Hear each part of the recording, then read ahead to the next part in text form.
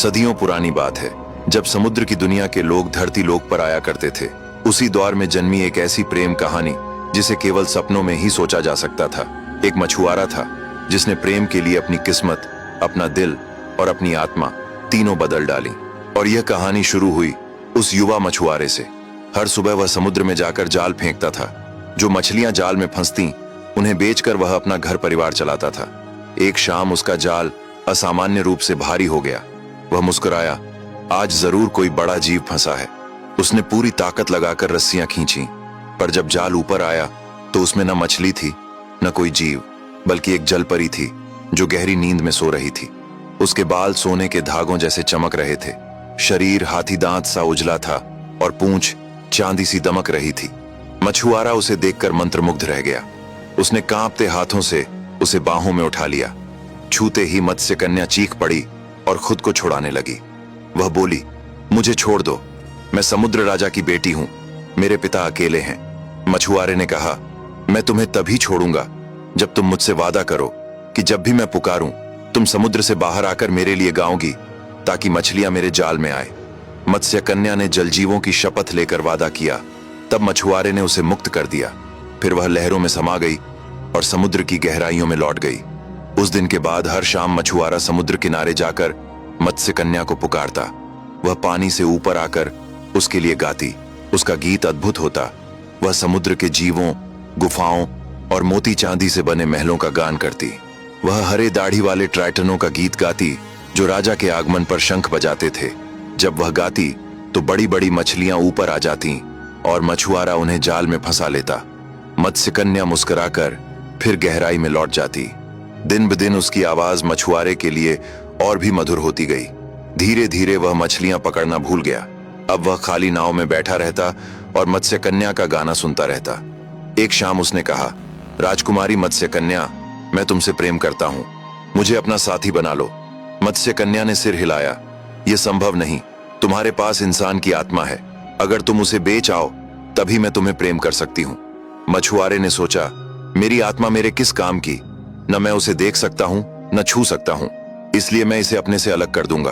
अगली सुबह वह एक ज्योतिषी के पास गया और बोला, महात्मा जी, मैं एक जलकन्या से प्रेम करता हूं, पर मेरी आत्मा मेरे रास्ते में है, बताइए मैं उससे कैसे मुक्त हो सकता हूं। ज्योतिषी ने गहरी निंदा की और कहा, आत्मा इंसान का श्रेष्ठ हिस्सा है, इसे त्यागना पाप है। जल जीव उन लोगों की तरह होते हैं जो अच्छा बुरा नहीं समझते, उनसे संबंध रखना खतरनाक है। ये सुनकर मछुआरे की आंखें नम हो गईं और वह वापस चला आया। इसके बाद मछुआरा उदास मन से शहर के व्यापारियों के पास पहुंचा और बोला, मैं अपनी आत्मा बेचना चाहता हूं। व्यापारी हंसे और बोले, हमारी नजरों में इसकी कीमत चांदी के एक फूटे सिक्के जितनी भी नहीं, हमें अपना शरीर गुलाम की तरह बेच दो, हम तुम्हें महारानी का सेवक बना देंगे, लेकिन आत्मा की बात मत करना, हमारे लिए उसका कोई मोल नहीं। युवा मछुआरे ने मन ही मन सोचा, अजीब बात है, ज्योतिषी कहता है आत्मा सबसे अनमोल है और व्यापारी कहते हैं इसका मूल्य कुछ भी नहीं। वह आगे बढ़ गया। समुद्र तट पर पहुंचकर देर तक सोचता रहा कि अब क्या करे। तभी उसे याद आया कि किसी व्यापारी ने एक युवा जादूगरनी का जिक्र किया था जो खाड़ी के मुहाने पर एक गुफा में रहती है। वह जादू टोने में निपुण है। मछुआरा अपनी आत्मा से छुटकारा पाने के लिए वहीं चल पड़ा। जादूगरनी ने उसकी आहट पाई और गुफा के द्वार पर आ खड़ी हुई। युवक ने कहा, मैं अपनी आत्मा से मुक्ति चाहता हूँ, जो भी कीमत हो मैं चुकाऊंगा। जादूगरनी ने उसकी ओर देखा और बोली, अगर मैं तुम्हें आत्मा को अलग करने का तरीका बता दूं तो मुझे क्या दोगे? उसने कहा, सोने के 5 सिक्के, मेरा घर, मेरे जाल और मेरी रंगीन नाव। बस मुझे यह बता दो कि मैं आत्मा से कैसे अलग हो सकता हूँ। जादूगरनी हंस पड़ी और अपनी विषगर्जर की टहनी से हवा में रेखा खींचकर बोली, मैं पतझड़ की पत्तियों को सोने में और चांदनी की रोशनी को चांदी में बदल सकती हूँ, और जिसकी मैं सेवा करती हूँ वह सभी राजाओं से धनी है।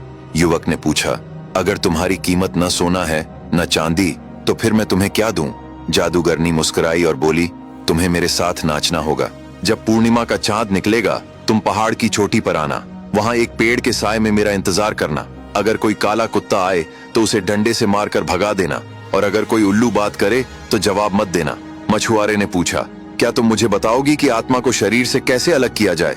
वह बोली, मैं कसम खाती हूँ, बताऊंगी। मछुआरा खुश होकर लौट गया। जादूगरनी ने आईना निकाला, उसमें झांका और क्रोध से बोली, वह मेरा होना चाहिए था, उस जलपरी का नहीं। मैं भी उतनी ही सुंदर हूं जितनी वह है। रात को मछुआरा पहाड़ की चोटी पर पहुंचा। उल्लू ने पुकारा पर उसने जवाब नहीं दिया। काला कुत्ता आया, उसने डंडे से भगा दिया। थोड़ी देर में कई जादूगरनियां उड़ती हुई आईं। उनके बीच उनकी सरदार जादूगरनी भी थी। फिर उसने मछुआरे को देखा और उसका हाथ पकड़कर चांदनी में नाचने लगी। अचानक उसे चट्टान के पीछे एक अजनबी दिखा। उसकी आंखों में अजीब शक्ति थी। उसे देखते ही जादूगरनियां भागने लगीं, पर सरदार जादूगरनी को मछुआरे ने पकड़ लिया। वह बोली, यहाँ पवित्र आत्मा आया है, अब मुझे जाने दो। मछुआरा बोला, नहीं, पहले बताओ आत्मा से शरीर अलग करने का रहस्य। जादूगरनी कांप उठी, बोली, यह तुम्हारी आत्मा है, मेरी नहीं। जैसा चाहो वैसा करो। उसने अपनी कमर से हरे सांप की चमड़ी वाला छोटा छुरा निकाल कर दिया और कहा, समुद्र किनारे जाकर चांद की ओर पीठ करके खड़े रहो। अपने पैरों की छाया को इस छुरे से काट दो, वही तुम्हारी आत्मा का शरीर है।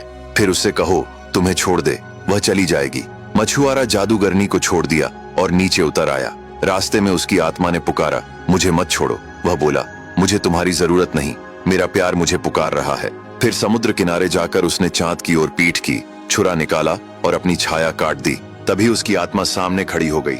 युवा मछुआरा बोला, जाओ यहाँ से और फिर कभी अपनी शक्ल न दिखाना, अब हम कभी नहीं मिलेंगे। आत्मा ने कहा, हर साल मैं इसी जगह पर आकर तुम्हें पुकारा करूंगी। हो सकता है कभी तुम्हें मेरी जरूरत महसूस हो। मुझे तुम्हारी क्या जरूरत हो सकती है? मछुआरे ने कहा, लेकिन जैसा तुम चाहो कर सकती हो। इतना कहकर वह समुद्र में चला गया। उसका स्वागत शंख बजाकर हुआ और राजकुमारी मत्स्य कन्या उससे मिलने आई। उसने मछुआरे को गले लगाकर चुंबन लिया। आत्मा सुनसान समुद्र तट पर खड़ी उन्हें देख रही थी। जब वे समुद्र की गहराइयों में अदृश्य हो गए तो वह रोती हुई दलदली क्षेत्र की तरफ चली गई। ठीक 1 वर्ष बाद आत्मा फिर समुद्र किनारे आई और मछुआरे को पुकारा। मछुआरा ऊपर आया और बोला, क्यों बुलाया मुझे? आत्मा ने कहा, मैंने अद्भुत चीजें देखी हैं। उसने अपनी यात्राएं सुनाई। वह पूर्व की ओर गई, तुर्कों के देश पहुंची, रेगिस्तान पार किया, युद्ध देखा, व्यापारियों से मिली, ऊंटों और खच्चरों के कारवां के साथ सफर किया, अजगरों और बौनों की घाटियों से गुजरी, दुनिया की अनोखी जगहों की यात्रा की और अंत में मुझे कुछ ऐसा मिला है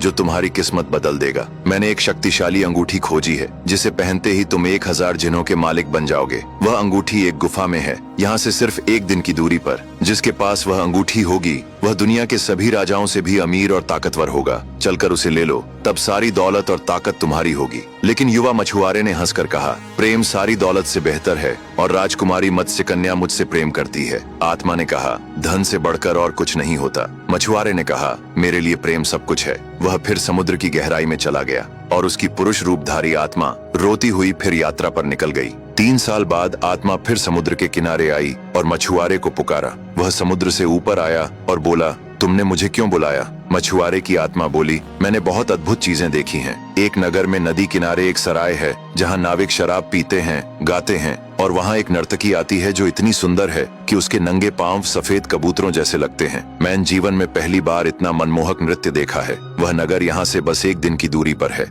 मछुआरे के मन में विचार आया, मेरी प्रेमिका मत्स्य कन्या के तो पैर ही नहीं हैं, इसलिए वह नाच नहीं सकती, पर जो लड़की नाचती है मैं उसे देख आऊंगा और फिर वापस लौट आऊंगा। ये सोचकर वह अपनी आत्मा के साथ चल पड़ा। आत्मा को उसने अपना लिया। आत्मा बहुत खुश हुई और मछुआरे में प्रवेश कर गई। रास्ते में आत्मा ने उसे बार बार भटकाने की कोशिश की। पहले शहर में आत्मा ने कहा, दुकान में रखा वह चांदी का प्याला उठा लो। मछुआरे ने अनजाने में उठा लिया, फिर पछताया और बोला, यह गलत है। दूसरे शहर में आत्मा ने कहा, उस बच्चे को पीटो। मछुआरे ने वैसा ही किया, फिर रो पड़ा, मैंने बुरा किया। तीसरे शहर में मछुआरा एक व्यापारी के घर ठहरा। रात को आत्मा ने कहा, उठो, व्यापारी को मारो और उसका सोना ले लो। मछुआरे ने पहले इनकार किया, पर फिर आत्मा के प्रभाव में आ गया। उसने व्यापारी को मार दिया और सोने की थैलियां लेकर भाग गया। फिर उसने पछताकर कहा, तुमने मुझसे इतने बुरे कर्म क्यों करवाए? आत्मा बोली, क्योंकि तुमने मुझे दिल नहीं दिया था जब तुमने मुझे दुनिया में भेजा था। मेरे पास अब भावनाएं नहीं हैं, इसलिए मुझे कुछ भी बुरा नहीं लगता। ये सुनकर मछुआरा कांप उठा। वह बोला, तुम दुष्ट आत्मा हो, मैं तुमसे अब कोई संबंध नहीं रखना चाहता।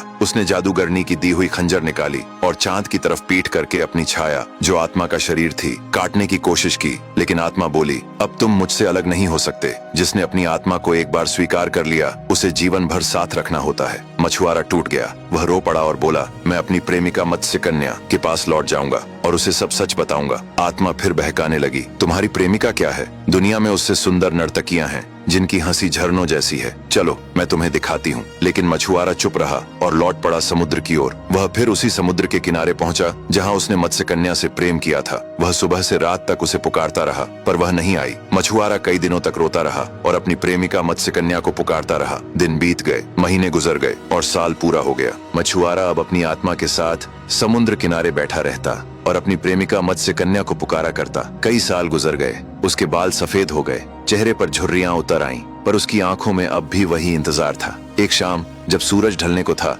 मछुआरा अपनी जर्जर नाव लेकर तट पर आया। अचानक समुद्र के भीतर से एक दिल दहला देने वाली चीख उठी, जैसे किसी ने सागर की आत्मा को फाड़ दिया हो। लोग कहते थे ऐसी आवाजें तभी आती हैं जब कोई जल जीव, कोई आत्मा सागर में हमेशा के लिए सो जाती थी। काली लहरें उफान मारती हुई तट की ओर दौड़ी। उन लहरों में एक चमकती हुई चीज थी, पर उतनी ही शांत जैसे कोई सपना टूट गया हो। वो धीरे धीरे किनारे तक आई और ठहर गई। मछुआरे की सांस रुक गई। वो दौड़ कर गया और देखा वो उसकी मत्स्य कन्या थी, जिसकी याद में वो बूढ़ा हो गया था। वो अब उसके सामने थी, पर निर्जीव। उसने कांपते हाथों से उसका चेहरा उठाया, उसके लाल ठंडे होंठों को चूमा और फुसफुसाया, देखो मैं यही हूँ, तुम वापस आ गई ना। मछुआरा अपनी मत्स्य कन्या को बाहों में भरकर फूट फूट कर रोने लगा। तभी उसके पास खड़ी उसकी आत्मा ने धीमे स्वर में कहा, चलो अब यहाँ से चलते हैं। लेकिन मछुआरे ने कांपती आवाज में जवाब दिया, नहीं, मैं उसे छोड़कर कहीं नहीं जाऊंगा। वो जब जिंदा थी तब भी मेरा सागर थी, अब जब वो नहीं रही तो मैं भी उसके सागर में रहूंगा। समुद्र की काली लहरें अब तूफान की तरह उभरने लगीं। हर लहर पिछले से बड़ी होती गई,